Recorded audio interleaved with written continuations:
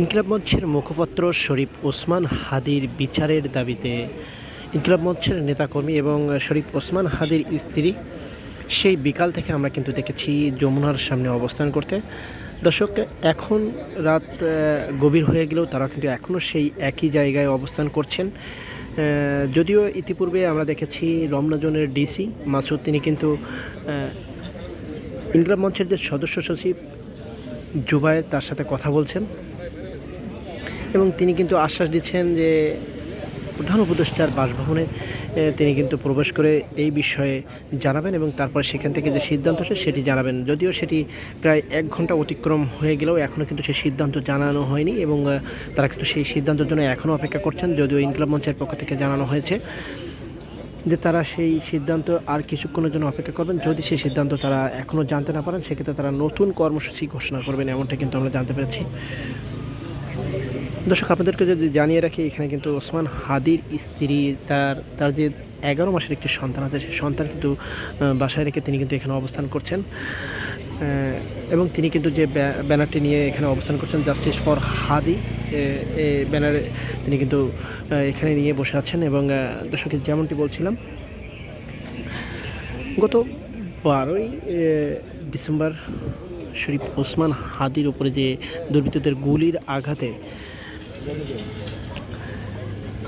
যে হামলা করা হয় এবং তারপরেই কিন্তু তাকে ঢাকা মেডিকেলে নেওয়া হয়। পরবর্তীতে তাকে কিন্তু স্থানান্তর করে এভার কেয়ার হসপিটালে নেওয়া হয় এবং সেখান থেকে কিন্তু আমরা জানতে পারি উন্নত চিকিৎসার জন্য তাকে সিঙ্গাপুরে নেওয়া হয়। পরবর্তীতে গত 18 তারিখ তিনি কিন্তু মৃত্যু ঘোষণা করা হয় এবং পরবর্তীতে আমরা দেখেছি তারপর থেকে দেশের বিভিন্ন স্থানে কিন্তু বিভিন্ন ধরনের আন্দোলন এবং তার বিচারের দাবিতে বিভিন্ন আন্দোলন হতে দেখেছি।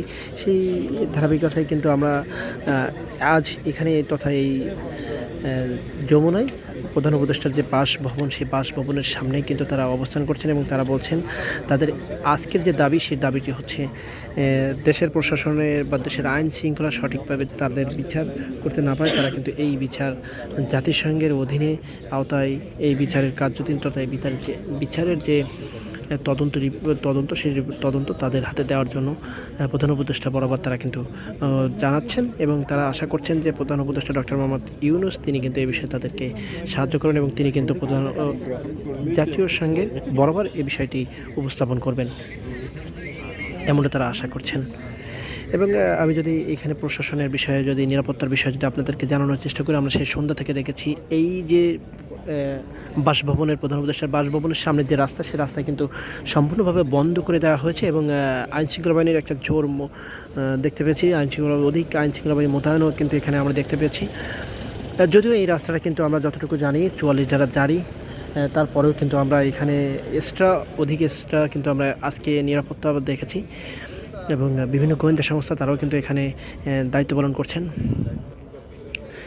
এবং আমরা দেখেছি এই প্রবেশদ্বারে তথা হোটেল ইন্টারকন্টিনেন্টালের যে প্রবেশদ্বার, সেখানেও কিন্তু আমরা ইনকিলাব মঞ্চের নেতাকর্মীদের অবস্থান দেখেছি। কাকরাইল মোড় যে প্রবেশদ্বার, সেখানেও কিন্তু অবস্থান দেখেছি এবং পুলিশ অফিসার্স কোয়ার্টার, সেখানেও কিন্তু প্রবেশদ্বার তথা প্রায় 3 দিক থেকে যে প্রবেশদ্বার, সেসব প্রবেশদ্বারে কিন্তু ইনকিলাব মঞ্চের নেতাকর্মীরা তারা যে অবস্থান করছেন, স্লোগান দিচ্ছেন এবং তাদের যে মুখপাত্র শরীফ ওসমান হাদির বিচারের দাবি তারা কিন্তু করে যাচ্ছেন।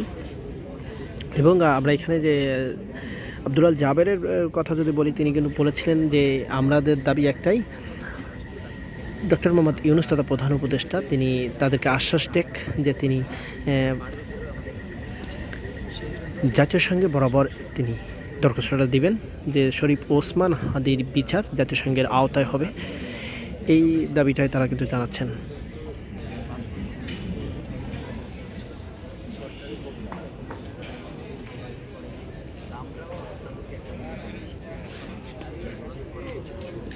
স্ত্রীকে 6 ঘন্টা যাবত এই রাজপথে ঠান্ডার মধ্যে বসিয়ে রাখা হচ্ছে।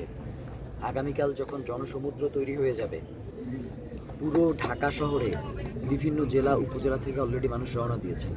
আগামীকালকে যখন এটা জনসমুদ্রে পরিণত হয়ে যাবে, তখন যদি কেউ মিষ্টি মিষ্টি কথা বলে আমাদেরকে ওইখান থেকে চলে যাওয়ার জন্য বলে, আমরা তার মিষ্টি কথার উপরে থু মেরে এরপরে তাকে ওইখান থেকে বিদায় করব।